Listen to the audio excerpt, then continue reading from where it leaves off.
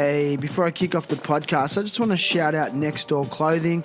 Next Door, a clothing brand based out of Bondi in Sydney. They're making really nice jeans and shirts and hats. So go and check out their full range at nextdoorsydney.com.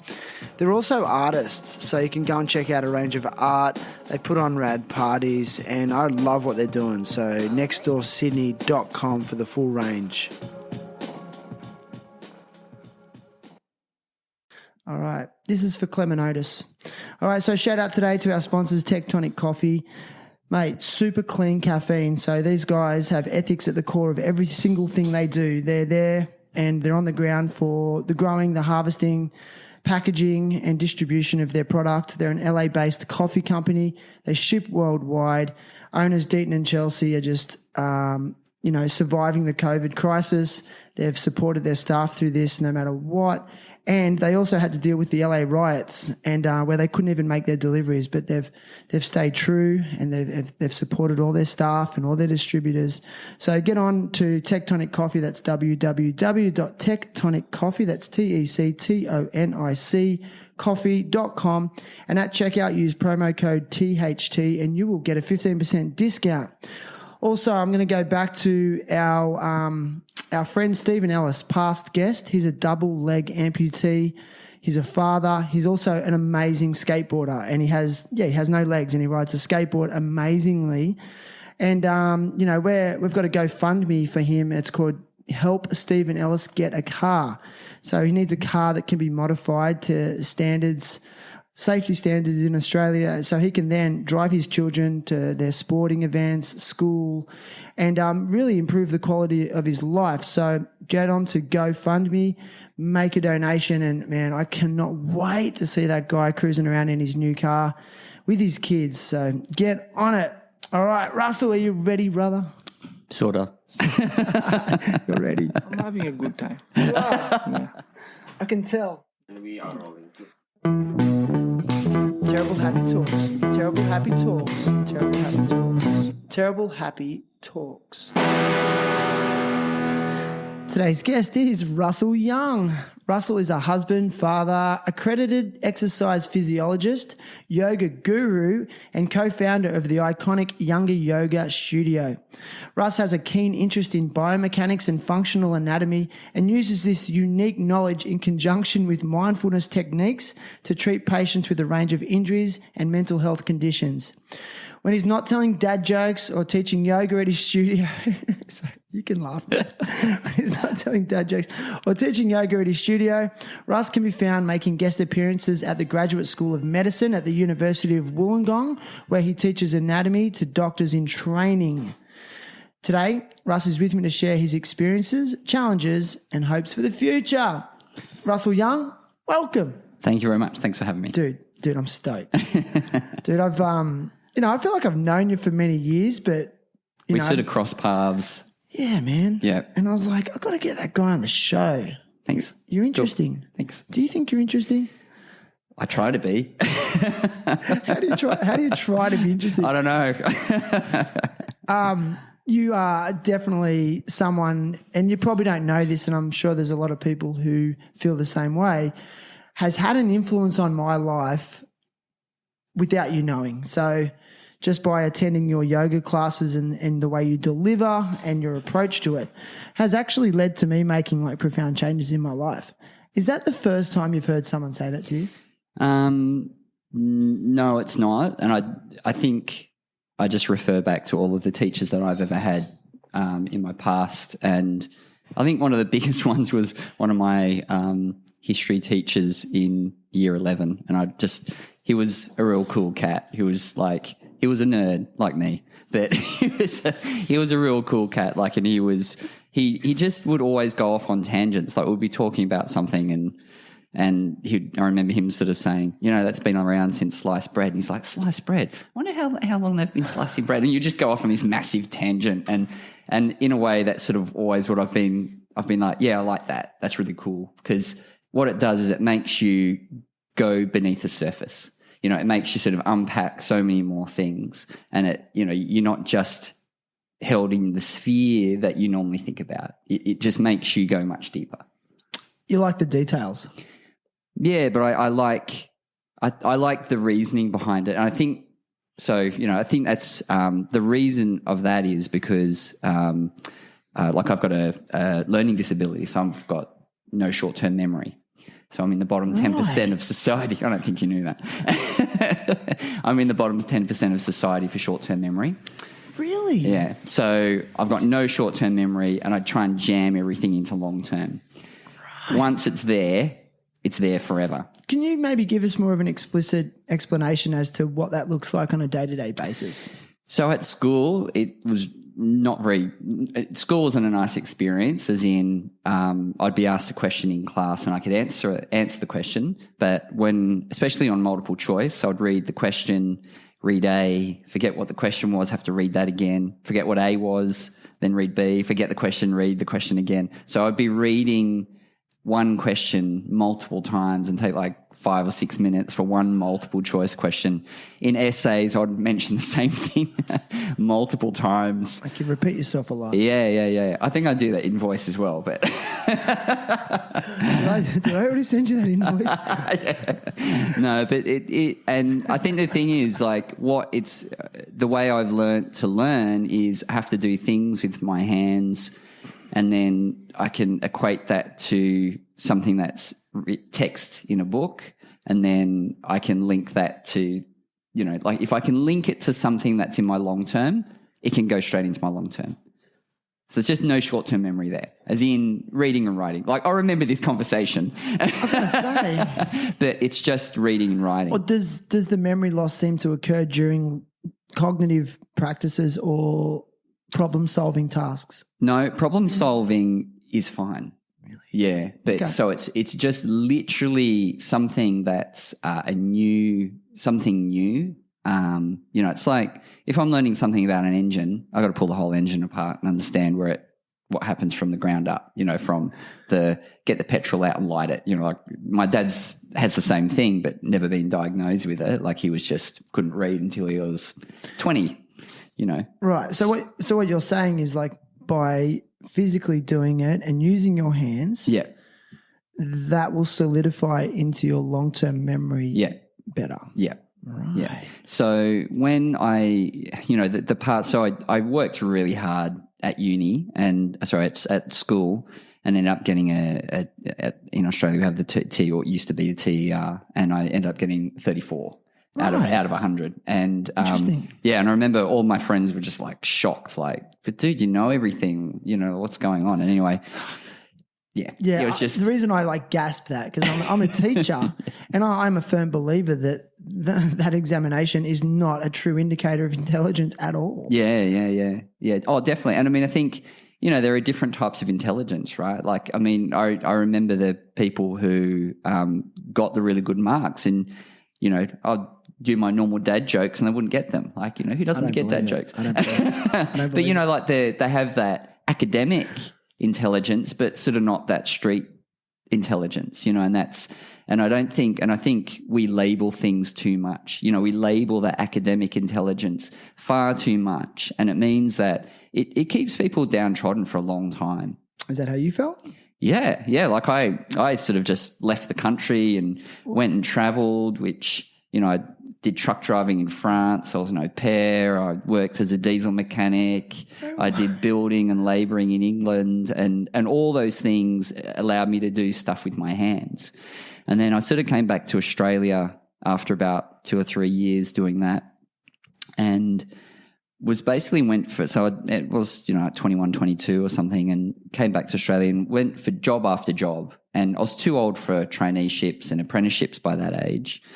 And I saw an advert to join the military, and ended up going in. And I remember a guy coming out with I don't know what happened to his leg, but he came out with a leg, and he was very grumpy, and he was in the army. And I was like, he was like walking around on this leg, and he didn't seem to be a very nice person. He said, "What service do you want?" And I was like, When you say he came out with a leg, one leg? So he had a prosthetic leg, Okay. and then he was a very grumpy man with it. So he said, "What service do you want?" And I was like, not the army, Navy. And then I just started talking to someone in the Navy and went for a job that was not that was basically painting the ship and shooting guns. And they tested me and said, no, you've come out in the top 5% of all people tested. We want you to go and work in intelligence. And I was like, well, what does that entail? And I'm like, you got the right person, right? Like, what's going on? You know, like this is What was the test that they made you do though? Well, it was all cognitive stuff, right? Like I've been working as a diesel mechanic and all that sort of stuff. So it's like, you know, if this cog is spinning this way, then I have like 100 cogs in a row, and then I'll say which direction is this cog spinning? And you could tell. You know, yeah, and also like lots of face-to-face interaction and, you know, and all that sort of stuff. And the only thing I knew there was a maths test, and I had to, which maths was always pretty good because problem solving. So I was fine with maths. So I'm struggling to find where you fall down then. Well, is it more like literature based? Is it more reading and writing? Yeah, it's reading and writing. Yeah. Interesting. Yeah. So, okay. So here's my question. But what if you're reading something and you're really interested in it? Oh, it goes in. Okay. Because I liken it to something I already know. Okay. But then if you had to regurgitate that information that you've just read, is that where you struggle? If I'm not interested in it. Interesting. So the thing is, right, like you do all these subjects at school that you're not really interested in. It's true. You know what I mean? Like it's, you know, and you don't know what you want to do when you're at high school or school, you know. So it's one of those things of when I was sort of, you know, like I'm doing legal studies and I'm not really interested in legal studies. It just seemed to be, you know, a subject that all my mates were doing, and you know what I mean? And everyone's like, oh, you get, you know, it's easy to get good marks and, you know, all that sort of stuff. So it was just rote learning stuff. Okay. And you're okay with that? Well, you're not okay with that? No, I wasn't okay with that. I should have done stuff like, you know, metalwork and woodwork, but everyone's like, oh, you don't get good marks in that, so you shouldn't do that. You know? Okay, and that leads to the question, well, why do you want good marks? Because to get into uni, because that's what everyone did. And that's what the school systems are gearing for. Right, yeah. Yeah, and I've got problems with that, but it's changing. Yeah, it is, and that's really good. So I just sort of want to go on with it a little bit more. When were you actually diagnosed with that learning disability? So when I was 25. So I got in the Navy and then I did that for 2.5 years because I was just shut in a room. And I'm more of a people person. I don't, you know. Yeah, but just to go back a little bit, so you went through primary school and high school without a diagnosis. Yeah. And through those times, what was school like for you? How would you describe your time at school? How do you reflect upon it? I just didn't understand. I didn't understand why I was working so hard and the marks didn't come. You know, my sister, who's 3 years older than me, you know, she barely went to school and aced everything. You know, that type of, you know. So I'm, you know, I'm sort of comparing myself to her, as you do. You know, you compare yourself to your siblings and all that sort of stuff. And, you know, it was always like we were immigrants from England, and the reason my parents did that in a way was to give us a better chance at being able to do tertiary education, to do, you know, to go on to uni or do whatever we wanted to do. Because if, you know, I compare myself with the rest of our family, it's my sister and I are the only two in a whole extended family that have been to university. Right. And had that opportunity because everyone else is still in England. So it worked eventually. But after leaving the Navy, that allowed me to get a foot in the door at uni because I basically rocked up with this thing saying I worked in intelligence, and everyone goes, wow, you must be smart. I'm like, if only you knew. Look, I've got to know, what does it mean to work in intelligence in the military or the Navy? So basically what we worked with was sort of radar intelligence. So basically what we did was we could get a signal off a ship and then pull the signal apart, and we could work out what ship it was. Gotcha. You know, so, and then the other thing we were doing was basically sort of doing just looking at signals intelligence, and that was it. So I'm allowed to say this now because it's more than 10. I was under a 10-year. I was going to say, 10-year. Everything I knew is probably every ship I knew is in the bottom of the sea at the moment. I was going to say, are you going to put yourself in danger? No. Right, man. I'm just, wow. So you were diagnosed.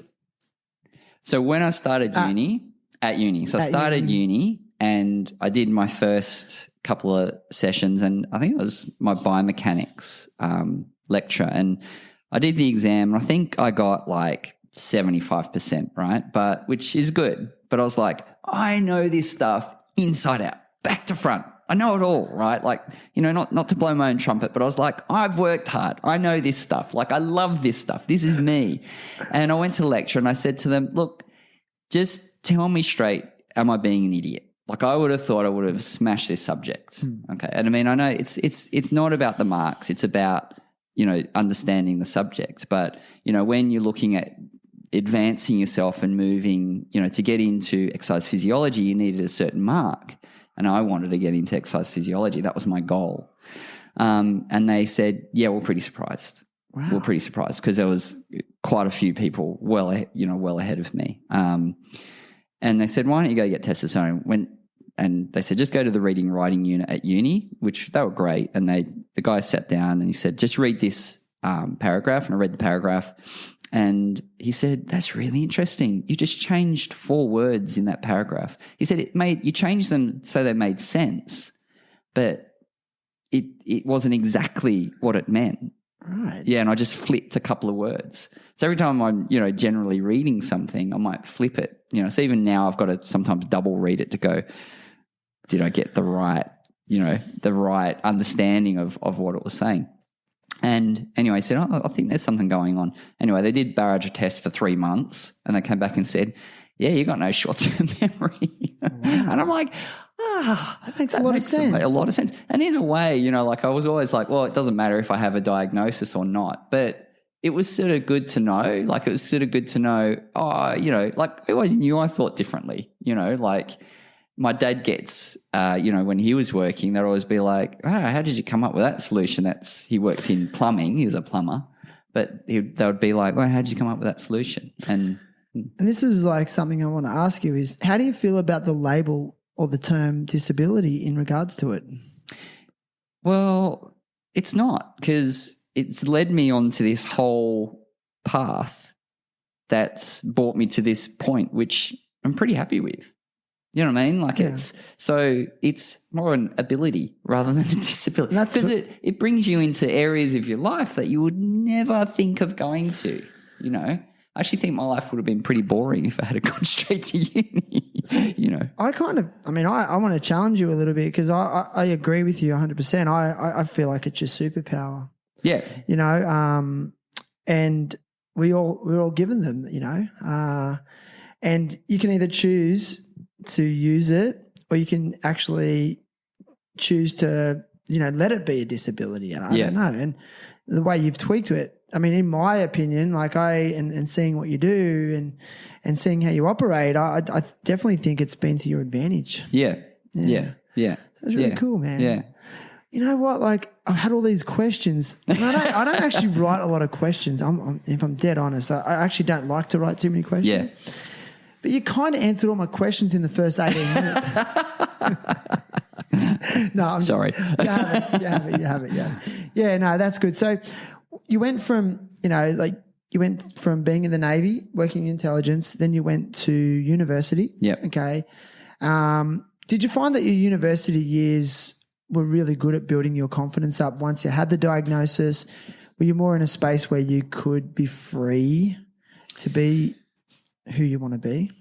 Yeah, like, I mean, I think I've always been like that. Like I know, like we immigrated from England and moved to Campbelltown area, and, you know, like I didn't understand what rugby league was and all that stuff. And I was always on the outer. Like I've always sort of felt like I've been on the outer. And then it wasn't until year 10 that I sort of found a group of friends at high school, and those group of friends were sort of on the outer as well of all the other groups. But together we formed a pretty tight-knit group. Really? Yeah, and that was the sort of the first time that I sort of was like, it's okay to be yourself, you know. And I think from an early get-go, like my parents have always, my mum especially, has always been like, you know, be free to be yourself. Really? Yeah, you know, that's like, cool. You know, really be free to be yourself. So we've always been prompted towards that.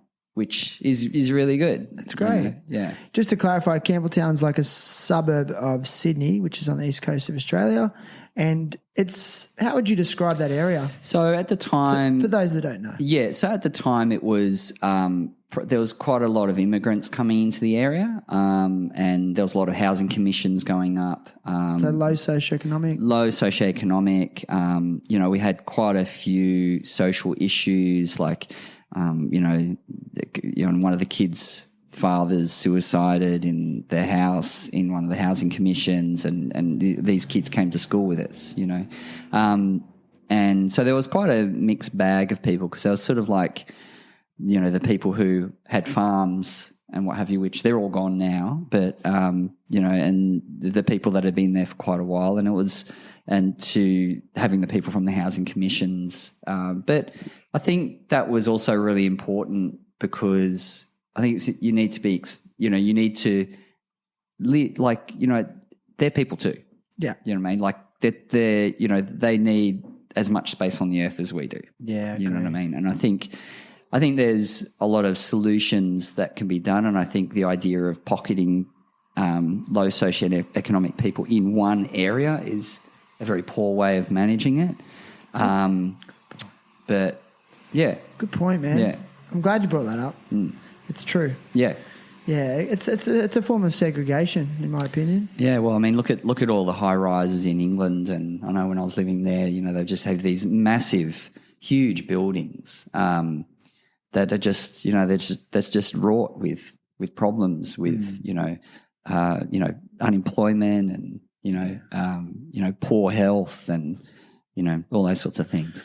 Yeah, like it's an inequity. I think I really believe that the most vulnerable in society and how they're treated is a true measure of a society, and I think that's what defines a good society, is how they're treating the most vulnerable. Yes, yeah, yeah, it's a good point, man. Yeah. You so uni was like that sort of time for you.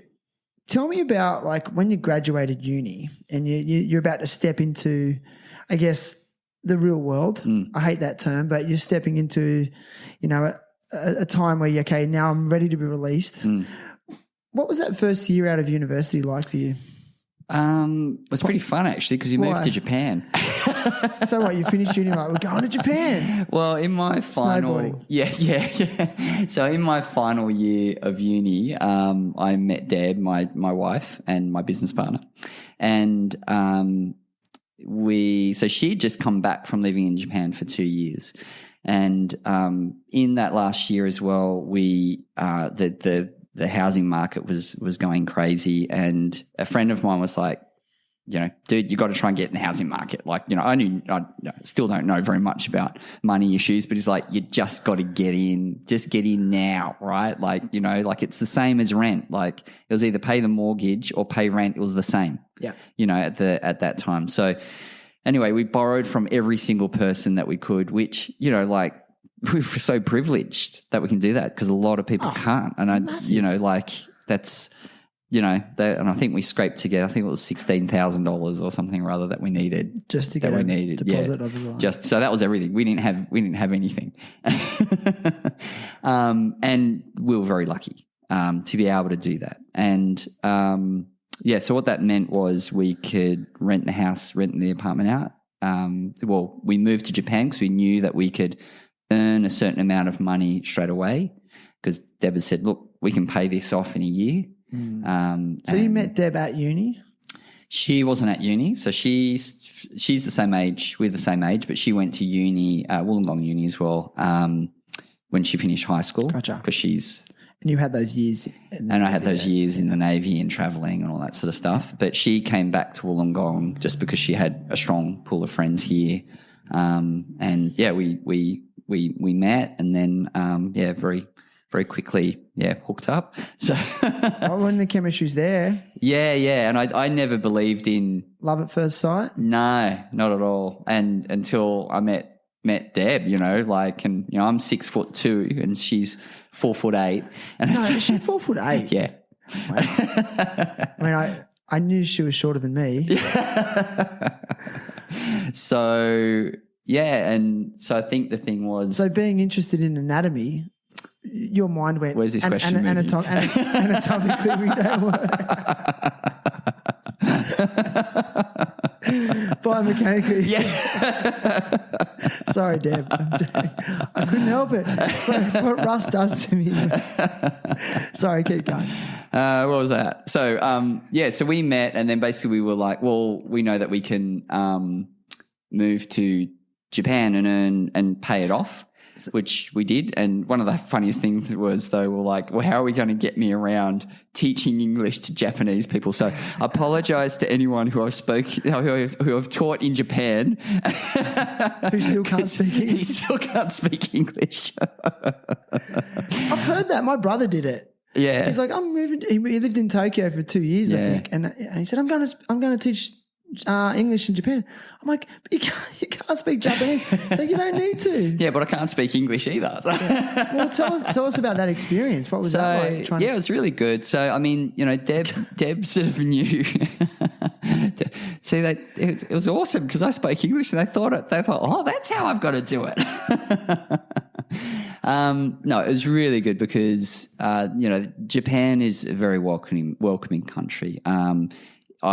I taught English in the evenings. We lived in the countryside in a small place called Yamagata, which is near Sendai. So Sendai actually got the tsunami in when the Fukushima plant, when all that happened.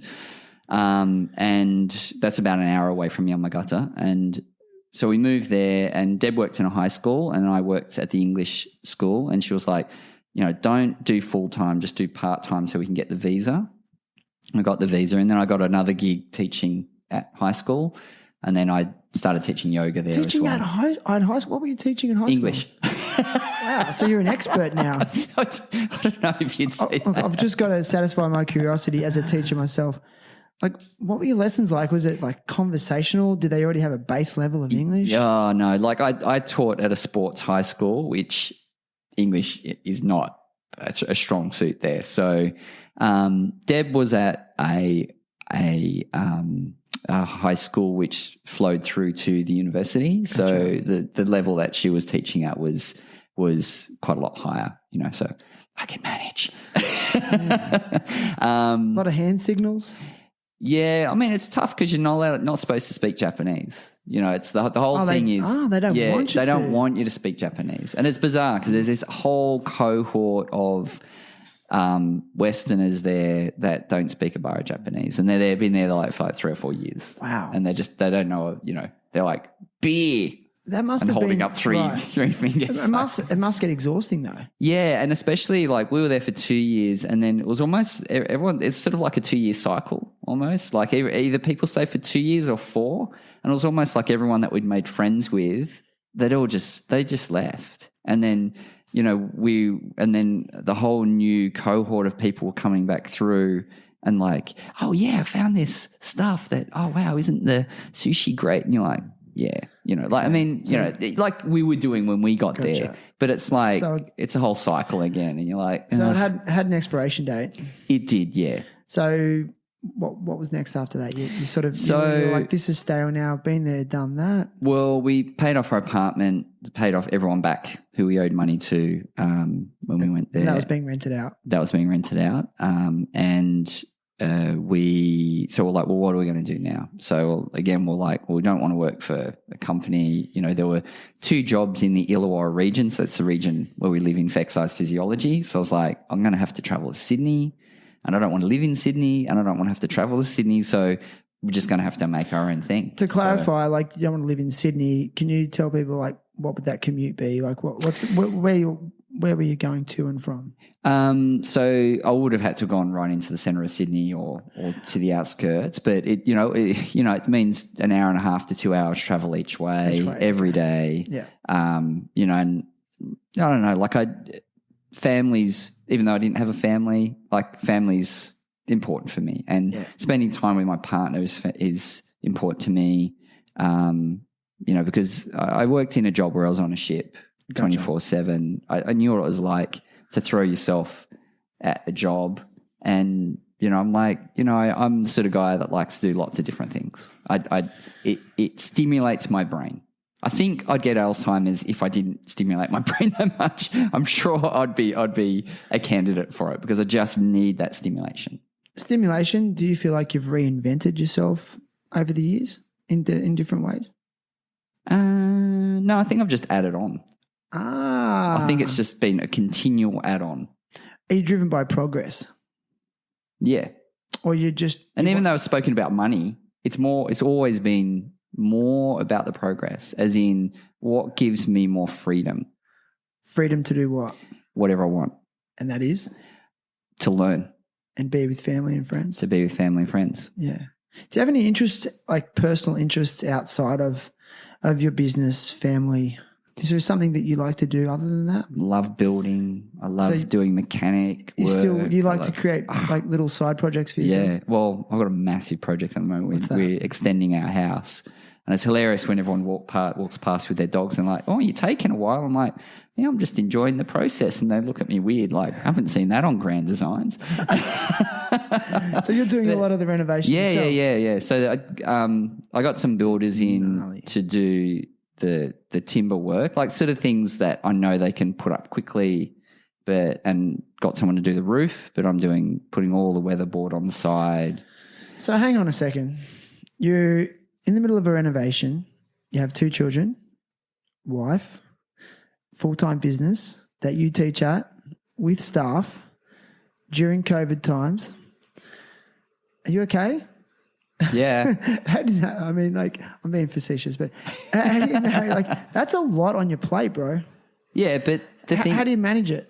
You just like choosing the right people to help you out. Okay. Is so a you've big got thing. good support networks? Yeah.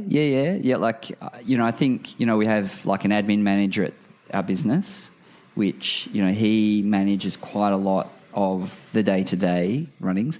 Like, I'm a staunch advocate of if you don't like doing it, get someone else to do it. Okay. You know what I mean? Like, if you don't like doing book work, can you earn that little bit more to get someone else to do it for you? Okay. Because then you can spend that time, even if you're paying them the same, amount that, for example, like our bookkeeper, like Tracy, you're a legend. Like, she does the job so efficiently. It takes her like an hour and a half a month to do the job that takes me 3 hours a week. So you're saying like, you can't really put a price on that time that you would have lost. No. You value time? Yeah.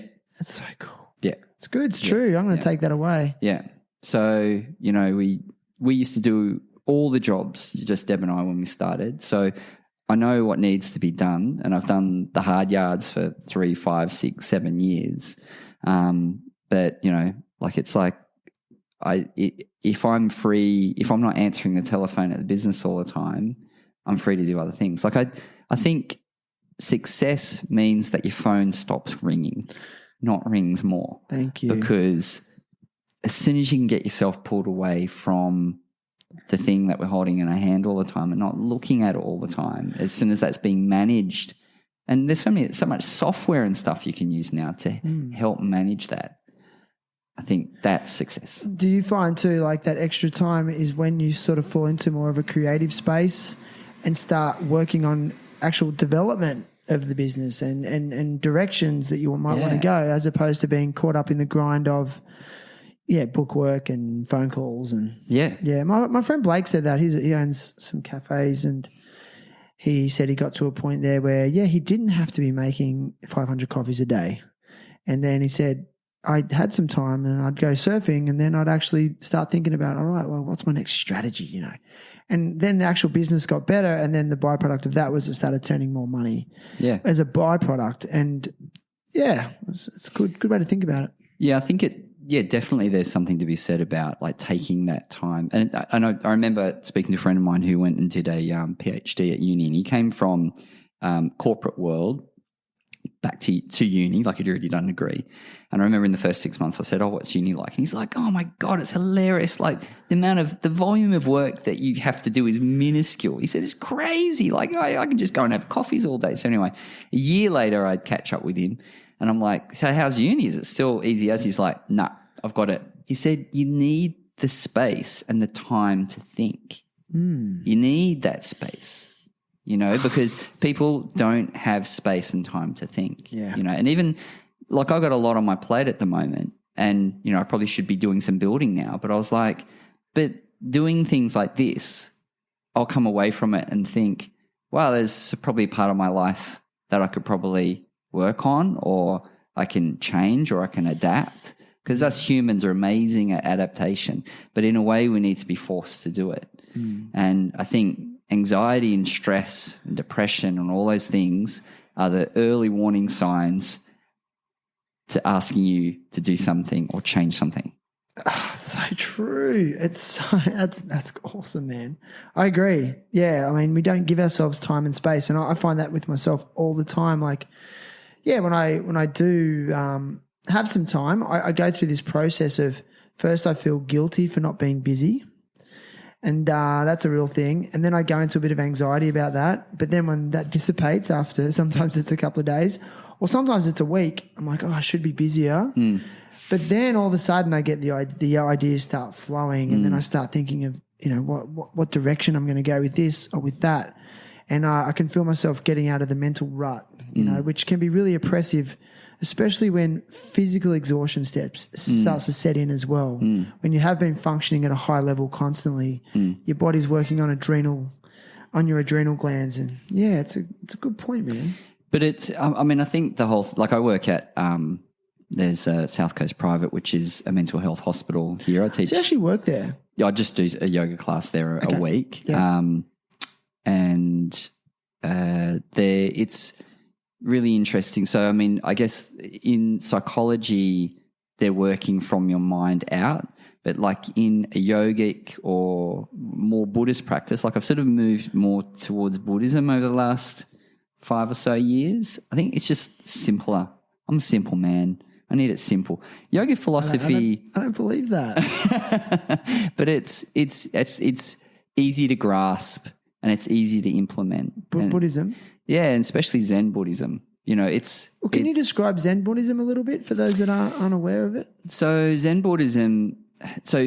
Buddhism basically sort of split basically from into the northern provinces and the southern provinces, and then Zen sort of also Zen sort of created its own realm within Japan. Like it sort of came across China and then found its home in Japan.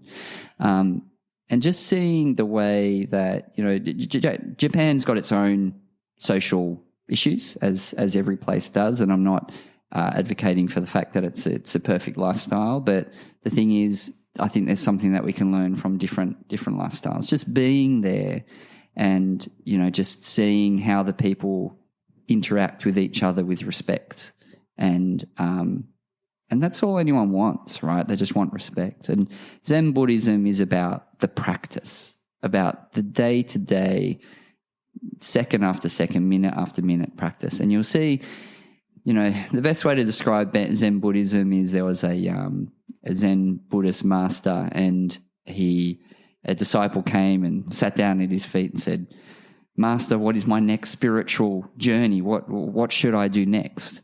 And he said, "Have you had breakfast?" And he said, "Yes, Master." And he said, "Well, wash your dishes." And that's it. Like it's before enlightenment, cut wood, carry water. After enlightenment, cut wood, carry water. Now, you do the same thing. You don't sit on a big altar once you reach enlightenment. I'm not saying this as though I'm enlightened as well, by the way. I'm still down. I'm still cutting wood and carrying water. Go, why am I cutting this wood and carrying water? But the thing is, you understand why you're cutting wood and why you're carrying water, and you understand where that fits in the universe. Well, you're becoming conscious of it. Yeah. So you could be saying that you're developing a higher level of consciousness. Yeah.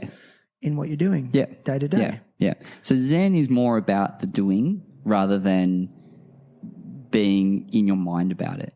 Okay, so a lot of Buddhism, regular Buddhism, I guess you could simply, like as I said, I'm a simple man, but it's more. There's a lot more philosophical mind focus, I guess, Interesting. or jousting. Like, how do I deal with this? How do I deal with that scenario? Where in Zen Buddhism, it's like, they're like Yoda. You do or you do not do. Gotcha. You did that really good. Star Wars freak. Are you? I can tell. Yeah. Star Wars was the first movie I ever seen. Was it? From start to finish. Wow. Anyway, we won't go down that rabbit hole. But yeah, like, would you say that Zen is like, it's a practice in being present? Yeah. Yeah. Day to day. Yeah. Mindful. Yeah. Mindful. I mean, that word mindful gets thrown around a lot these days. Yeah. But the Zen Buddhists have been doing it forever. Yeah. And it's just about like brushing your teeth and just being in that moment of brushing your teeth, not looking at phone while you're brushing your teeth. It's so true. And I mean, really, it's all we have. Like we only really have right now. I can't go back 2 minutes ago and tell you to not say that thing you said. And I can't go ahead 2 minutes and go, don't you say this. Like we only have this moment right now. It trips me out sometimes when I think about it. Well, I think also, having kids around you, you just see how quickly they grow and develop and change. Like I think that's a big thing for me to see how quickly that happens. I'm going to hit you with a philosophical and maybe a difficult question. Why is it part of the human condition to have an inclination to live in the future or the past mentally? Well, we're driven towards that, like in what way? Like what? Why are we in this? Why are we in this current world where mental illness, mental health problems are quadrupling every year? It's really a pandemic. A silent pandemic, okay? How have we found ourselves in this predicament? In a capitalist sense, I think capitalism drives it because it's always about time, it's money, it's about I have people saying to me all the time, I can't stand my job, and I'm like, well, leave, and they're like, well, there's.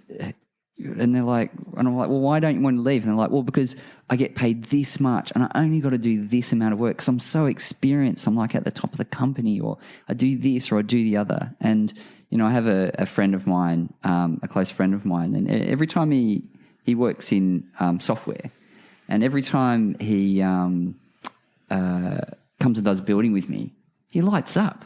Right. He just lights up. And I'm like, just become a builder, man. He's like, nah, I can't, because he earns a lot doing what he does, but it's quite soul destroying. But for me, it's easy, but it's a dilemma for a lot of us. But you said it's easy for you, but is it? Because I'm sure you and Deb have had some dark days, and you probably, when we go into uncertain times, I mean, it's all on you. Are you comfortable being in that realm and being in that space of uncertainty at times? Like it's been challenging through COVID, I guess, because of the whole thing of, like, I believe that there's not going to be a definitive end. There's not going to be. Is that where you're at with it? I've always been at. And when we shut our studio down, we decreased numbers before. Well, we were looking at the States because, you poor guys in the States got hit before us, and you got hit really heavily. And we were looking to the States, and we're like, right, we got to, drop our numbers down. We've got to start to put in our own COVID plan, and we put sanitizer up. So when our Prime Minister was saying, go to the footy with your mates, go and have, go to the restaurants, we were partly shutting down and getting ready for it and preparing to go online. Wow. So we're already doing that a week before. And that was like, that's because I've got a smart wife, She's smart. She was onto it, and 100%. And we had teachers say to us, you're being ridiculous. We had students say to us, you're being ridiculous. And then, a week and a half later, it was like, boom. Yeah. And so, but the thing is, like, knowing what I know, I did pathophysiology at university, and I remember my lecturer coming in and saying, we're overdue for a pandemic. It's going to be something like the flu. It's going to hit us hard. We're going to have no immunity, and people are going to drop like flies, and it's going to go around the world. And here we are. Historically, we were due for a pandemic. Yeah. Like 50 years overdue for a pandemic or something, because they say, yeah. Yeah. So, I think, and if you look at, we touched on briefly when we talked at the beginning about Sweden, their path. If you actually look at how we've created tolerance to certain diseases, there's been a vaccine and herd immunity. We haven't really had just herd immunity by itself. There's always been the vaccine, and this vaccine's getting rushed through pretty quick, And the other thing, people are like, well, bring it on, just give me the disease. And it's like, but there's all these other things that we just don't know, Yeah, I must admit, my personal view is changing. I was that guy at the start going, this is all bullshit. It's hysteria. It's a big media political move, But I recently spoke to my friend who's a doctor and an infectious disease specialist, immunologist, and he's really progressive in his mindset. He's all about prevention versus cure. He likes to look at long-term health approaches to medical conditions. He doesn't like to just prescribe. He was just like, yeah, look, I'm with you on that, but we don't know how this virus behaves. Yeah. We don't, and it's going to take time. And I mean, I'm really scared of even mentioning a vaccine debate because I know it arouses a lot of emotion in people. People get very staunch on it, and you're entitled to your views. But he even said that, a vaccine at this stage, and this was off record, a vaccine at this stage would be pointless because we still don't understand it properly, and then they'd have to keep trying to make new vaccines, and there could be mutations. And again, I'm not an expert. He is, and I mean, I can't regurgitate the whole conversation exactly. However, it did change my perspective on it. And now I'm wondering if herd immunity is the go.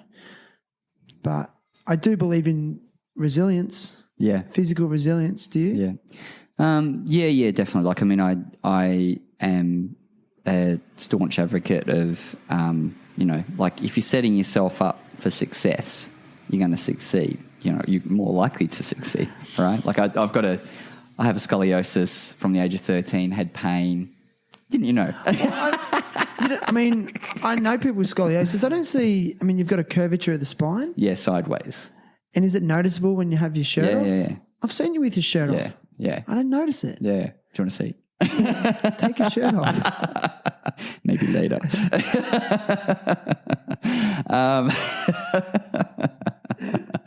So I had pain from the age of 13, started lifting weights at 15. Are you still in pain?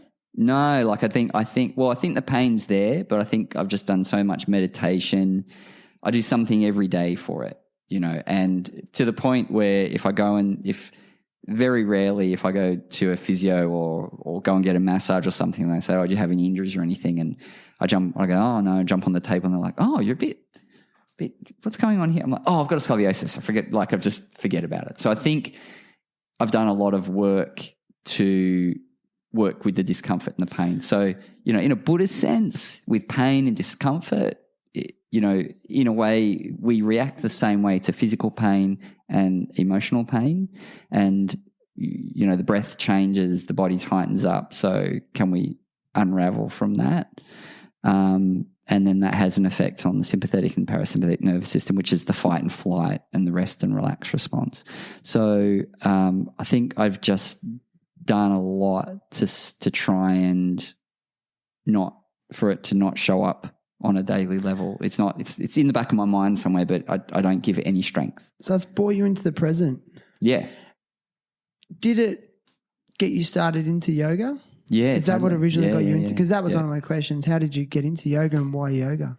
So my dad always did yoga when I was quite a lot younger, and I went to a handful of classes probably when I was like 13, 14, because he was like, oh, come do some yoga and stretch out and what have you. And I was always interested in health and fitness. So I was back in the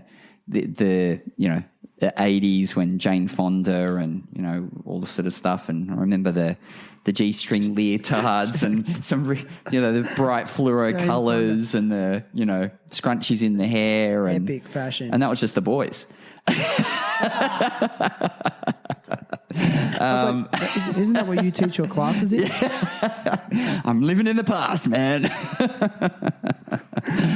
So I got interested in that, and then I sort of started to lift more and more weights because my mum and dad used to go to a health club every week, and so I just started going to the gym, which is downstairs, and lifting. And I weigh about 76 kilos now, and got to weighing 90 kilos. What? But didn't feel. Were you all muscle? Well, were you I'm just buff? Yeah, I was pretty buff. Yeah, Sorry, I can't imagine you that big. Although I did in my 20s, I went through a buff stage where I'm like, I just want to be buff. Yeah. I look at photos of myself, I look ridiculous. Like I had no neck because I'm short. No neck, my arms are too big. Anyway, keep going. Yeah. And I still had pain. So it was always about the pain. And then then I moved to France. And so I was in the countryside in France, and a little place called Ruffec, which is between Angoulême and Poitiers, in the middle of nowhere. And there was no gym. So I just used to start to do stuff myself. My mum and dad came and visited, and dad just left a book, and it was like an old Younga book. And I just started doing the exercises in the book, and then found that I got less and less discomfort. And then there was nothing about meditation or anything in it, but they used to have siesta, and we would work hard. Like sometimes I'd be out on the field in the farm, moving hay or whatever we're doing. We always have siesta in the middle of the day, and I'd pretty much just go and I wouldn't sleep, but I'd just lie, and I was almost just meditating. So it was almost like there's nothing else to do. Like everyone's chilling out. So I think that was a real segue into a yoga practice, because I did self-practice for 5 years just from a book. Amazing. Amazing. You were my first ever male yoga teacher. So before I actually went to your studio, back when you were in the office space upstairs, your first spot, I'd actually been experimenting with yoga myself, but all at home from what I'd learned in books. Yeah. What got me on that path was I had a knee injury from skateboarding, and I was wanted to rehab it, and I heard it was good. And then I moved to Wollongong and found this yoga place, and I actually could not believe, I think the first few classes was maybe with your wife, which was awesome and stuff. But then when I did a class with you, I was like, you were the first male I'd actually seen doing yoga other than me. And it was just really inspiring to me, because I think I was maybe the only male, or there's only maybe one other male in the class. And then over the years, I started coming with my friend Dane, and we'd always actually choose your class because we actually, not to say that classes by females were not good, but we were just connecting with you and your delivery. Yeah. Do you think there is a stigma associated with men doing yoga? Not now. There was, yeah, definitely. Maybe it was my G-steering leotard in hot pink that really put them off. I don't know. Which is okay. Which is okay. Okay, well, here's my next question. Why do you think it's important for men to do yoga? Because predominantly it's still a lot of females in these classes. Well, I mean, the thing is, if you look at a gym, right? You go to a gym and you work out. You're not talking about feelings. You're not talking about thinking about your breath. You're not. There's been, I think, with mental health has really made huge gains in the general population.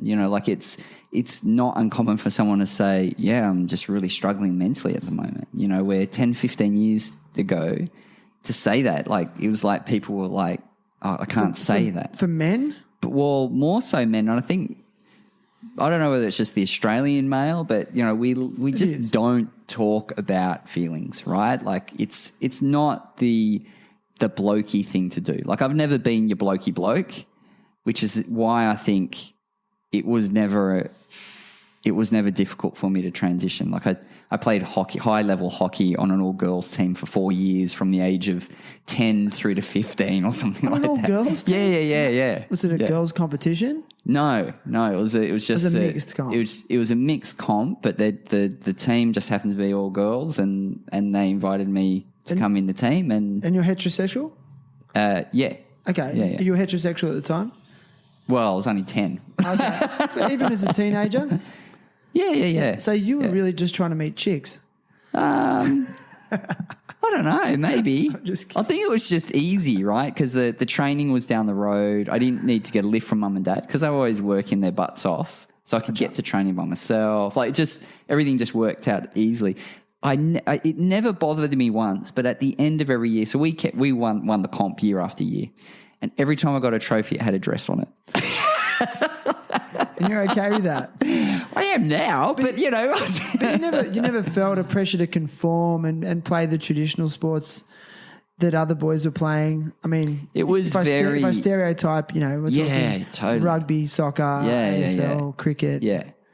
I think I always had a pretty quick tongue on me and also knew when I could push the limits as far as, you know, and when to keep it shut.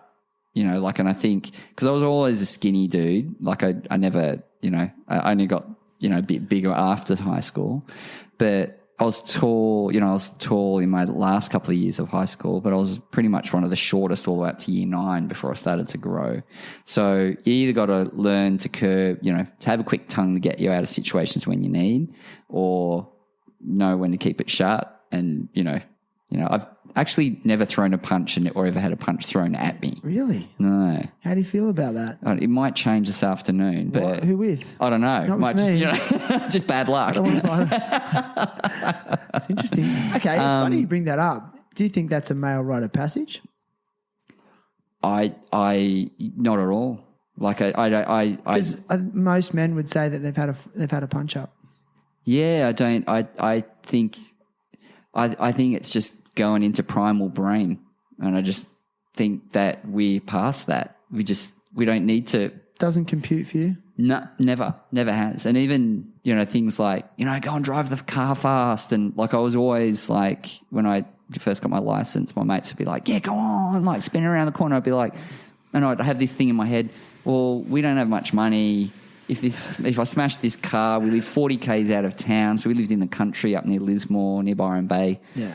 And we're not going to be able to get into town. And, you know, so all these things would just play out. And I just never would. Didn't make sense. Didn't make sense. Never made sense. So they're always like, oh, killjoy. You're a male full of testosterone, which is a really powerful hormone. How do you deal with anger then?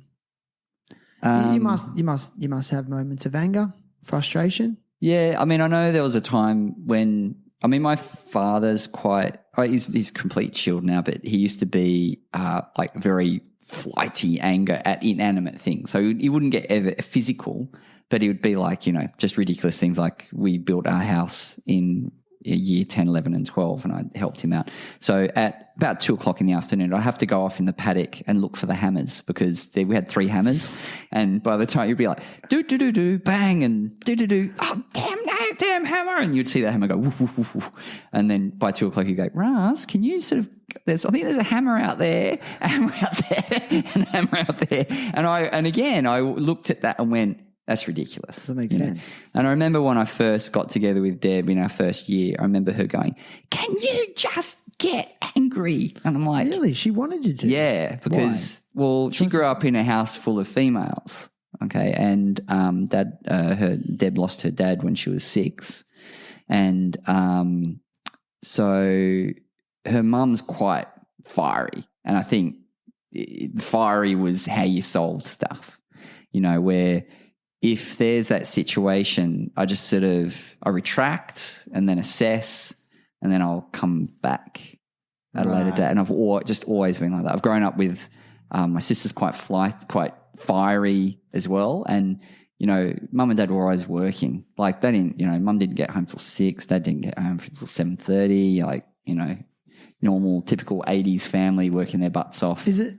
And I mean, do you think that had an impact on you though in your development, emotionally, socially?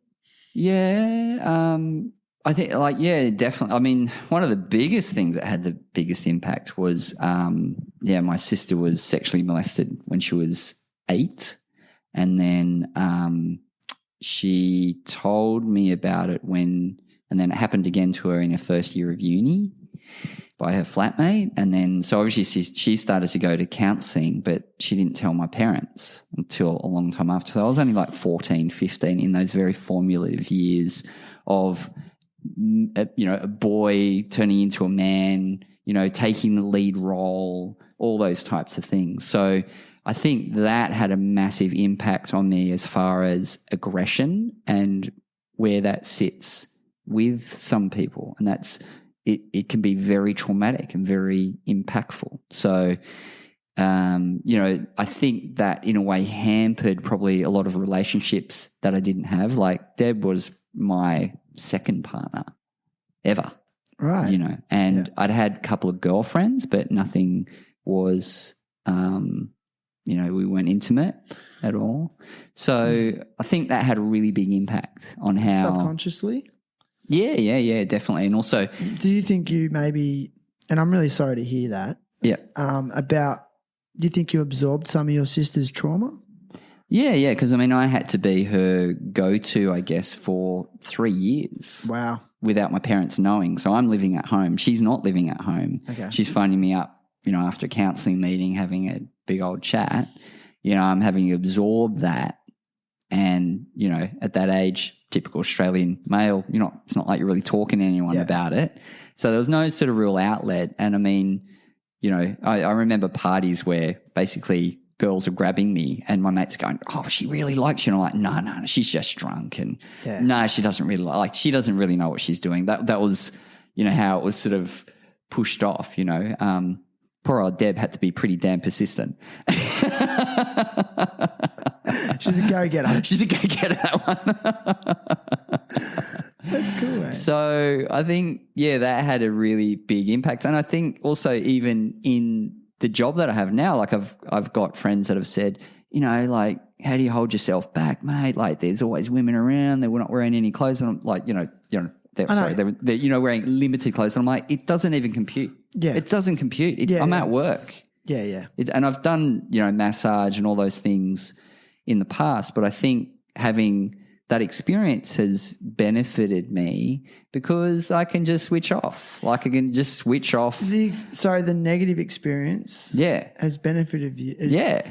See, this is the third time now in our conversation that you've actually turned something into a positive that could be perceived as a negative. So, like even your scoliosis was something that led you to yoga, and then it's actually, you said now it's kept you being active and physical and develop that healthy lifestyle just to manage the onset of pain. Yep. I had a similar experience with my ankle, but you also said it in regards to we were talking about the superpower of the learning. Yeah. And I say in quotation marks, disability. Yeah.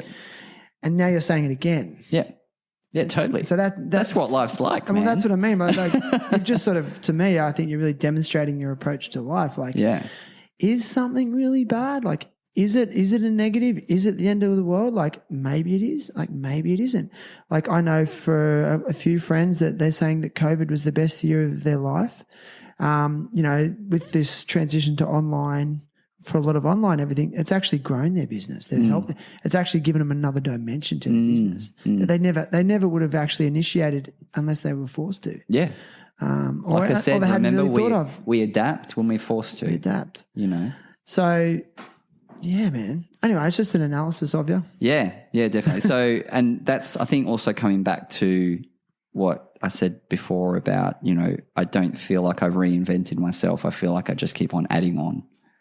There's just that constant adding on. So I don't think I would have done exercise physiology if I hadn't have, had my scoliosis and all these things. Okay. There's a Alan Watts. He's one of my favorite philosophers. I've heard of Alan Watts. Yeah, he's awesome. He died of alcoholism and too much smoking in 1973. But he's got a ton of stuff on YouTube, and I think he's got one. There's one called the Chinese Farmer, and it goes through that whole thing. And a lot of you have probably heard it before. It says, there was a Chinese farmer, his wife, the wife had a son, and then the son's got, some illness, and the wife goes, oh, this is terrible. What are we going to do? And the Chinese farmer says, oh, we'll see. And then it just goes all the way through the story where a positive turns out to be a negative, and then a negative turns out to be a positive. And then, Yeah, I love that story. I do know it. I just want to quickly recap it because I think listeners might enjoy it too. I won't say the whole thing, but yeah, it's like Chinese farmer, he has a son, and then they find some wild horses, and everyone in the village is like, oh, wow, you're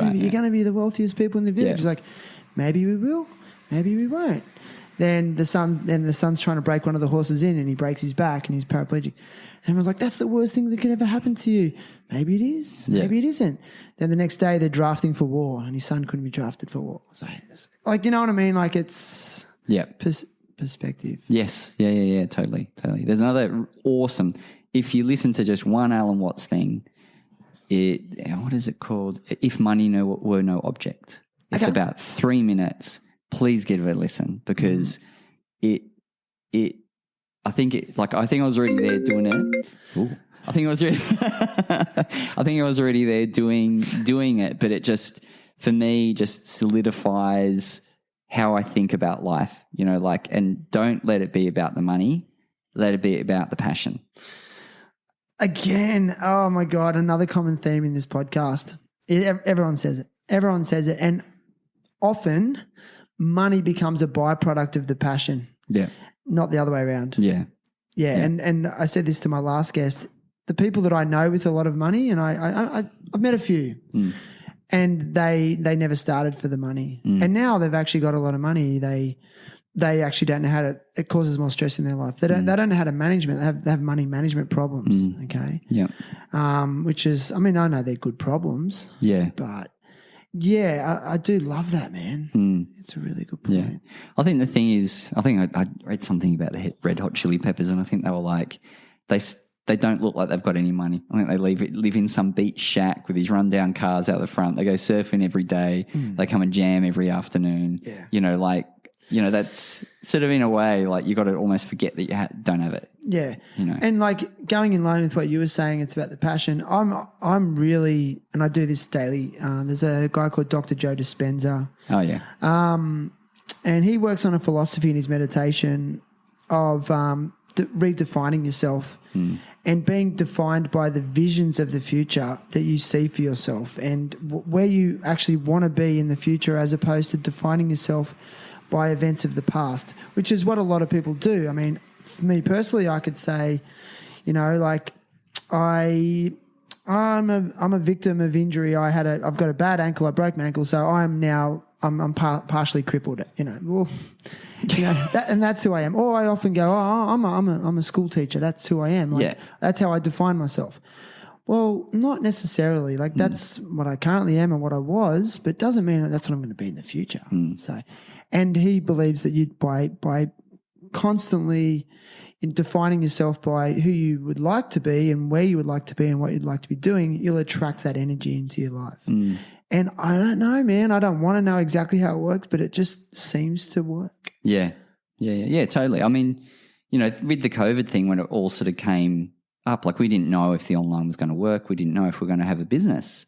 And, you know, so Deb and I were actually just sitting down quite candidly going, okay, well, you know, how's it look? What do we do? Like, you know, I know exercise physiology is still going to go okay. Is it still worth running yoga classes? Are people still going to come? Like, you know, and things that, you know, the jury's still out because, you know, in Australia we're getting COVID payments from the government, which, you know, basically the government's giving full-time workers and part-time workers an amount each week or each fortnight, and that's sort of propping up the economy, and they're starting to get wound back, right? Now, as that starts to get wound back, obviously people are going to start to let go of the things that they can let go of, even though they might not want to, right? So if they need food, they're going to have food over yoga, you know, and if they've got to pay the rent, they're going to pay rent over yoga, you know, so over the next 5-6 months. But, you know, Deb and I were sort of quite candidly saying, well, is this valid? Like, you know, do we sell the building? Do we rent it out? Do we turn it into exercise physiology? Let's look at all the options and let's move forward from there. And it was really funny because both of us sort of just didn't do it in a way of being, oh my God, this is terrible. How are we going to do it? You know, we did it, well, we could do this and we could do that and we could do that. Let's just table these ideas and put them in the back of our head. And it was actually really nice just to do that and think about our options. And that's the big thing, especially with mental health. Always options. There's always options. Everywhere. Every single time. There's more than one way to do it, you know. Yeah. But when the dark cloud sets in, it's hard to see those options. It's hard, yeah. And I mean, and that comes down to a level of consciousness. It's like, well, okay, now I know I'm actually my thinking is clouded at the moment. And that's actually an option as well to remind yourself of that. Yeah. Then once the clouds clear up, the more options start to become more visible. Yeah. Yeah. It's a good message. That's a really good message, bro. Look, it's been epic. It's been Has it been an hour? It's been an hour and 10. It's almost been an hour and 10 minutes. And I've got this fancy new recording system, and it actually Bluetooths my phone, and I can get guests to call in. All right. And I usually put my phone on Do Not Disturb, and then I actually got the phone call and I went through there, and we could have had my friend as a guest. I should have answered it. Yes. Yeah, that'd be cool. You've just won the prize. You're live. You're live. Yeah, man. Look, I want to touch on, there's a real, I've noticed it, especially living in Bali, there's a lot of people who are dipping their toe into yoga business and wanting to become a yoga teacher. There's a huge movement for it where I was living in Bali. People were either doing yoga teacher training, or they just completed it and they were branching off. If you could have your time again, what advice would you give to someone who wants to start off on a similar path to you in the yoga realm? I think the thing is to find your market, we started going, oh, yoga's for everybody. And then, you realize that all the friends that go, yeah, we'll come to your studio, they don't come. And don't think that all your friends are going to come and hold your business up for the first year, because it ain't going to happen. They might come once. Okay. And say, that was good. That was good. Yeah. Find your niche. What's your niche? What do you do differently? How do you think differently to anybody else? I hate that question. My niche is dad jokes and anatomy and philosophy. Is that your niche? Is that a niche? Or is that just I'm trying to make it one? Or is that just annoying? Yeah, maybe. I'm going to ask Deb that question, what she thinks. Well, I mean, you categorize people into in our teacher training, we'd sort of talk about, you've got the scientist, you've got the athlete, and you've got the mystic. Okay. I'm pretty much scientist and athlete, and then the mystic comes in as long as the first two categories are ticked off. Where Deb's sort of like, the athlete and the mystic. Right. When you say mystic, someone who is living a spiritual life? Well, someone who is more likely, I guess the thing is like someone who, okay, so for me, if I read something, I'm like, where's the research to back that up? Gotcha. Okay, like I'm always like, well, I try not to say anything that I haven't been able to find in literature somewhere. Okay. Yeah? So the mystic is more, I guess, the feel of it. Like what's the feeling, where, I remember saying, going to classes and doing a strong hip class, and I'll say, this will bring up lots of emotions and blah, blah, blah. And I'll be like, why does this bring up emotions? There's a lot of nerve endings in the pelvis and the hip area. Gotcha. So if you're like if you're holding things for a long period of time, it's going to activate the sympathetic nervous system. That's going to release adrenaline. And then, every time I finished those classes and I did my shavasana or my lying down at the end, I didn't feel relaxed because I was overstimulated. Okay. So, it brought up emotions because I'm like, I can't relax.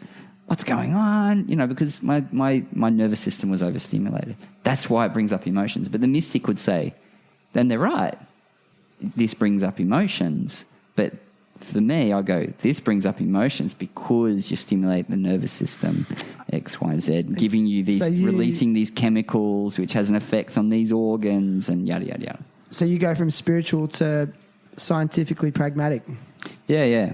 Interesting. Yeah. It's good. Yeah. I love that. Like there's these nerve clusters in certain areas of our body, which, if I'm right, they're aligned with the chakras. So there's actually a link between, again, physiology and the spiritual of the chakras. So energy centers. So they often talk, like one of the chakras is in like the root chakra down in the sacrum, and the pelvis, perennial area. Yep. There's nerve bundles down there. Yeah. Okay. So that's a chakra point. It's chakra points. And then they've got the one in the reproductive area, like where, where the womb is, where the reproductive organs are. Same for men. Our reproductive organs are up in our stomach as well. Yeah.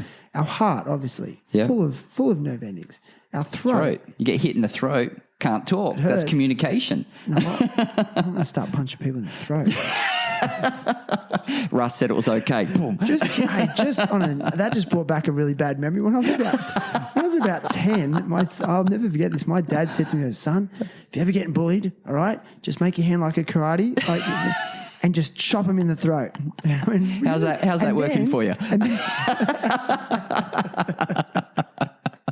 Terrible happy chokes. Yeah. No, and then he did it to me. He's like really lightly. And I never forget. And I remember just going, I couldn't breathe. Wow. The trauma is real. Thanks. You just brought Dad. up the trauma. School of hard knocks, Yeah. But that was he was from that generation of, you got to be tough and you got to stick up for yourself. No bullshit. But that's changed. Yeah. Yeah, totally. Yeah. I'm never going to punch anyone in the throat unless they ask for it. What were we talking about was really interesting. Oh yeah, so there's like the throat chakra, which is again like when you do think about it, there's nerve bundles there, and then there's the one in the pineal gland, in your head. So huge nerve endings in your brain area. Yeah. And then the last one is above your head. They call the portal, which is where the energy center. But that one's a bit more like, okay. Yeah. I mean, does that exist? A lot of times they picture it right at the top of their head. Okay. But yeah, you also see pictures of it where it's sort of like a halo type of deal. Yeah. Oh, that's where the halo come from. Yeah. So so everything is, when you start to look at religion and across all religions, like everything is so interlaced, interdispersed. And if you look at yoga philosophy as well, the yogis realized that by not eating flesh made their bodies more flexible because you're basically decreasing your inflammation. So by decreasing your inflammation in your body, and I sort of started to think about this more. I had a friend who was an osteopath, and when he first treated me, he didn't know who we became friends over time. And he was like, "Oh, you're vegetarian." And I was like, "How do you know I'm vegetarian?" Like he didn't know anything about me. And he was like, "Because your musculature." I was like, "Well, what's different about my musculature?" And he said, "Well, it's pliable, soft, but there's still tone." And he said, "A meat eater is hard. And a pot smoker is like dough." Right. Yeah. How interesting. Yeah. So he said, I can usually tell if someone's like a hardcore pot smoker, if they're a hardcore animal product eater, if they're a vegetarian or vegan, and you can feel the difference in their sinew. And I was like, okay, that's interesting. So the yogis, in a way, a lot of people say, oh, I don't eat meat because of the harming the animals. It was actually originally because of the tissue, like your tissue can become more flexible. And then the Jainists came along, okay, in over the 5,000 years that yoga has spread out. The Jainists came along and they were like, don't kill stuff because it's not nice. Yeah. Okay, like you're killing souls, you're killing, in a way. Yeah. And so yoga just took that under its wing because it's like, hey, that works really well with our thing of don't eat because it makes your body more flexible and also your digestion. It's easy to digest plant stuff. Your stomach's not growling. So you can sit in meditation, Gotcha. Meditation came from Buddhism. Before Buddhism, there wasn't really much meditation. But then, so yoga's just taken these things in over the thousands of years that were popular in that time. Women couldn't practice yoga. Women are the main force in yoga now. They couldn't. They weren't allowed to. That's why it drives me nuts when people go, "It's not traditional yoga," and a lot of times I've heard women say that to me, and I'm like, because they were oppressed. So, it was a men's practice. 100 years ago, it was a men's practice. Only 100 years ago. Yeah, that's actually not that long ago. No. Gandhi used yoga to unite India in a passive way to get rid of the English. And then as soon as the English left, everyone just went, oh, we don't have to practice this anymore. So you speak to Indian people and they're like, oh, yeah, we did a bit in school. But, when I traveled to India, I was like, I'm going to do a teacher training. And they screwed their face up like, why? The Indian people, like, why would you want to do that? Really? Yeah. I was quite surprised. I was like, don't you all practice yoga? I was expecting to come out the airport and everyone's in headstand. driving around their tuk-tuks with their feet behind their head and stuff like that. But it wasn't there. Yeah. That's so interesting. Yeah. Because, I had that perception as well. It's a stereotype, I guess. Yeah. A good friend of mine, and he's been on the show, Christian Stern, he actually won an international yoga competition in India. I didn't even know they had competitions. Yeah. You know, and I say, isn't that a bit of a paradox? Like, you know, he's like, yeah. And he goes, I was pretty good at it. I just was naturally yoga worked for me, and I was able to really put myself in these poses that were very impressive. And my yoga teacher's like, well, you got to go in this competition. And he won it. And he now has pretty much stopped practicing yoga. Because he got injured? He got injured. He said, my joints became too loose and my hips were dislocating sometimes. I'd be, you know, doing things. So he still practices it. He said it's part of him, but he said what's more part of him is not just so much the physical yoga, it's the spiritual yoga. Yeah. It's the breath. But he said I have to couple it with muscle conditioning and muscle and weightlifting. I pretty much don't do any stretching. What? So that's controversial, Russ, as a yoga teacher. Why? Not. Well, to say, okay, well, what are you doing? Like the trigger point and release stuff? So I teach it. Teach yoga? I teach it. I teach to stretch, but in my classes there's a lot of muscular conditioning. Like there's lots. So we're talking holds, not holds, but like what we call the bandhas, like front and back of leg contraction. Pulling in, like doing lower downs, but multiple of them, or chaturanga, if you know what they are. So doing multiple of them, because you do one, and then as a teacher to try and adjust someone to get their shoulders in the right position from doing one, and then a minute later when you're doing sun salutation, for them to remember that form. They can't do it. But if you get them to do 10 in a row and you're standing there going, no, shoulders back, that's better. Shoulders back, that's better. Now, if you're tired, drop to your knees. If you're tired, bring your hands wider. That's, the stereotypical thing of, the yoga drop down is your hands are close to your chest, but it's actually easier for people to bring their hands wider. So it's more like a traditional push-up. Their shoulders are in a better position. They're less likely to damage their neck and their shoulder, when they're doing it. So I'm gonna put you on the spot here. Was there a time in your life where you were striving in yoga to be able to contort your body and progress towards that? Well, I got heavily into Ashtanga. And Ashtanga is a system of practices, right? Like you do primary series, and then when you've got primary series, you do second series, and then you do advanced series A, B, C, and D, and it gets more and more crazier and crazier as it goes along. I actually think, in a way, Patabi Joyce, the inventor of it, who passed away probably 5-8 years ago, something now, but he, I think he was having a laugh. I think he was just having a laugh and saying, I wonder if I can put this in and see if these crazy Westerners will do it, you know what I mean? And we did it, and we kept on doing it. But it was systematic, right? Yeah, like it was, like I sort of liked that, liked that type of approach. You did this and you did this. But it was a bit imbalanced, right? Like there's like 100 lower downs throughout the practice. And, if you're to get anyone to do 100 lower downs in 90 minutes or, an hour and 15 minutes or something, like it's pretty tiring, right? And by the time you finish, you're not doing them very well and your form is out and, all this sort of stuff. So, Deb and I got injured, not badly, but just we kept on having shoulder things and I kept on having hip things and, all that. And I was like, and then like I sort of almost felt myself pulling away from it and looking at it with exercise physiology eyes and going, yeah, that's really dumb because you don't go to your personal trainer and the first thing they do is say, do a push-up. No. But you're doing yoga. Why is that okay? Yeah, exactly. It's the same body.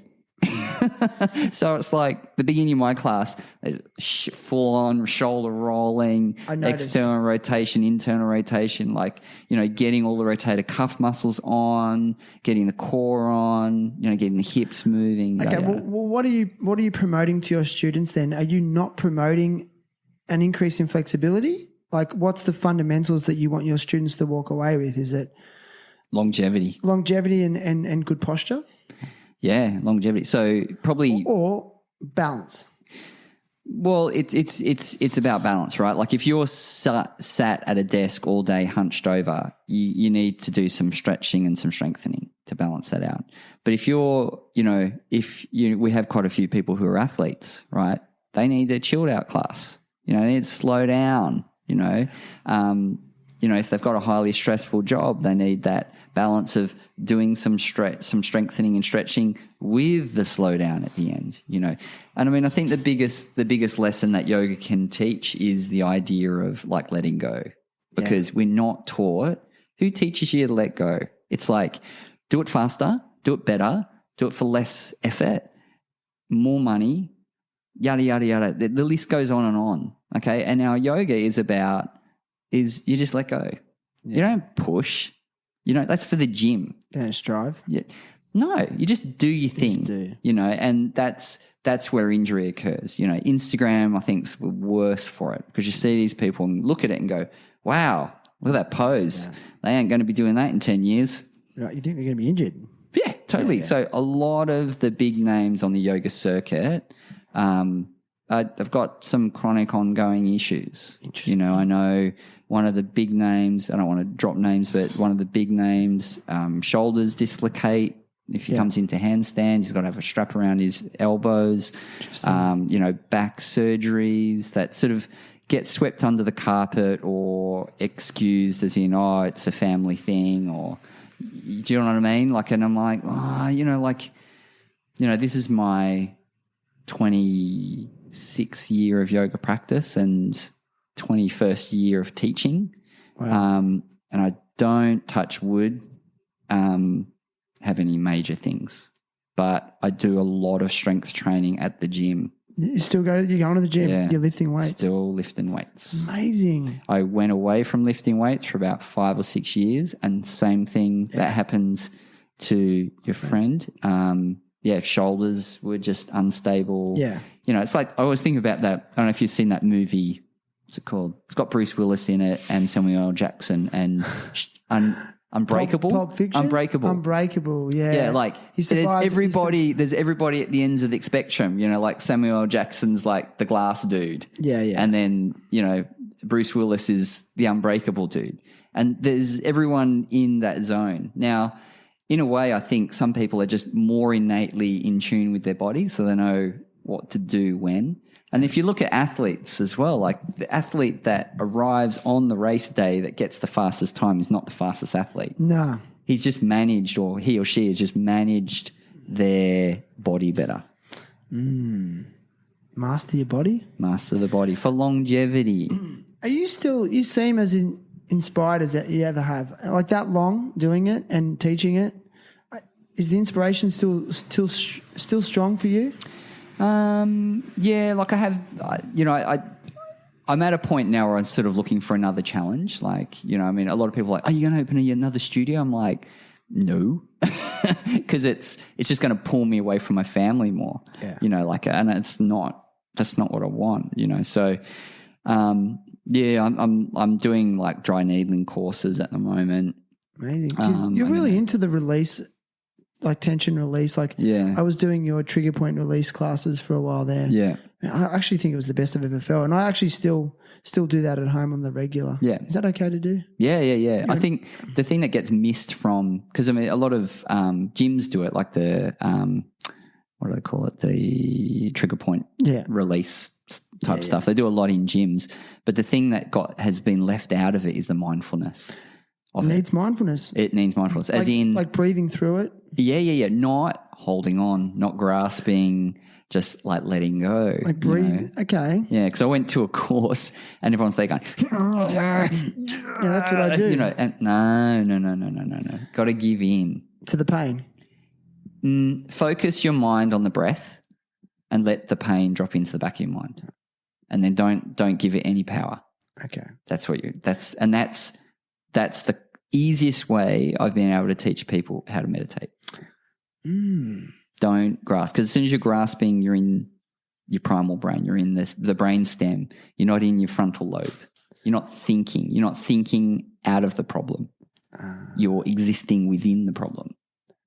And that's where the healing happens? That's where the magic happens. That's my spiritual side. Dude, seriously, that's a philosophy for life. Yeah. don't try to avoid pain. Sit in the pain, learn from it, grow from it. Don't try and get out of pain and into pleasure, and don't try and stay in pleasure and out of pain. Dude, that's so good. That's just that's Buddhism, man. Dude, I think that's a good way to end. Seriously, what a strong ending. I love that, dude. Man. Wow. Look, it's been epic. And I mean, it's been a journey. I feel like I could talk to you all day, but I've got somewhere to be, and I'm sure you've got to start. I got to go do building. Build some shit. Dude. And that's another thing. Like, I'm so drawn to people that are not what they seem. Like, I mean, I'm sure for people who don't really know you around town, they're just like, oh, he's the yoga guy. You've probably been pigeonholed that way. Yes. Yeah, I think I went to Woolies the other day, which is a shopping centre, and I said to the guy, it was like 6 o'clock, and I said to the guy, it's my clock. Is that your timer to say the podcast is over? And I said to the guy, I said, I've got to go. He said, what are you doing going home? And I said, no, I'm going to work. And he said, what do you do? And I said, what do you think I do? And he looked me up and down and went, I got no idea. And I was like, yes. I don't look like a yogi. I don't want to be pigeonholed in anything. Me either. You know? Yep. And I'm like, yes, that's awesome. Yes. And I said, I teach yoga. And he was like, whoa. And I'm like, yeah, I know. I need more tattoos. And yeah. But just like I think we all do that as a way of making ourselves feel secure. We like to categorize people and go, okay, well, that's where they fit, that's where I fit. Yeah. But really, we're so much more than just one thing. You're a husband, you're a father, you're an entrepreneur, builder, yogi, teller of bad jokes. And a legend. Now, listen, I ask all guests to come to the show with a cause. So what would you like to advocate for today? Read books. Read books. And I love it. Not phones. Read books, not phones. What if you read a book on a phone? Yeah, that's okay. Or a Kindle. Well, the thing with Kindles and phones is you don't move your arm. Thank you. You're going to stiffen. So as an exercise physiologist, read a book. It's better for your skeletal system because you're moving. You're changing position of your arms. Have you when you're reading something, your arm goes dead because you don't move your arm. Yeah, I guess you're just moving your thumb. You're moving your thumb and your arm stays the same. But when you're reading a book, you're trying to get the light on the page and you're tilting it a little bit. You're moving it a bit. Plus also a book is under natural light most of the time unless it's under a reading light. But with the phones and after teaching online through Zoom for 4 months straight, I am 100% convinced that the information does not translate into your brain as significantly. I'm convinced of it. I don't know if it's got to do with the bright lights or whatever it is, but it doesn't seem to sink in, and there's something easier on the eyes or something. I don't know. And you got to read something. And you got to read something that expands your mind. Something that challenges your thoughts. So read books that challenge your thoughts. Yeah. Any book recommendations? Alan Watts has got a ton of books. It depends on what you're interested in, but you like I read the Stephen Hawking book, which I was like, awesome. It's the last book he wrote, and it's just a comment on. It's like a view of us in relationship to the universe. Gotcha. And it's quite philosophical. Yeah. And it was the last book he wrote. Awesome. Really good. Very interesting. He goes into a lot of stuff I don't even understand. I'm like, I'll just skip that bit. It's too above my head. But just skip those bits out and take on a lot of the other bits. In it, he talks about the idea of balance, the balancing force in the universe. And the idea that, like we were talking about before, the positives and the negatives, like it's not your job to balance out negatives that occur to you. You don't afflict negatives on others to help balance that out, and that's I guess the idea that yoga is trying to preach as well. Oh, man, I could keep going with that. Like that's a tough one for a lot of people, don't you? It's hard, even for me. Yeah. Like it's, you feel you're hard done by or wrong done by, and you want to feel like you need retribution. Well, there's lots of movies about that, right? I mean, that's how wars start and have started and still keep going. Yeah, but that's that sense of letting go, like you are when you're on your pressure point ball or when you're doing your meditation or when you're just doing your yoga practice and you're giving in.